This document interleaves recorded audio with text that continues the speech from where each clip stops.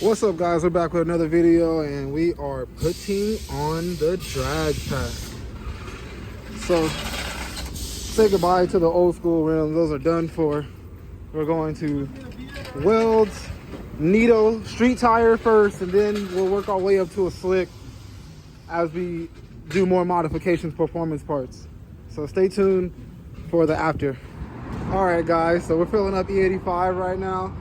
But check out the drag pack. Wow. Been waiting for this day for a while now, and it just feels so good that it's finally here. Look how the car looks. Eventually we will get the fronts, but that's a long way from now. I'm not worried about that right now. Just right now I'm worried about the back gripping. So now that we're gripping, we'll do a little bit more. We'll throw our performance mods back on and we'll see what times we can come up with. But stay tuned, guys. We got a lot more videos coming, a lot more performance modifications coming. So stay tuned, subscribe, like. I'll see you guys for the next one. Later.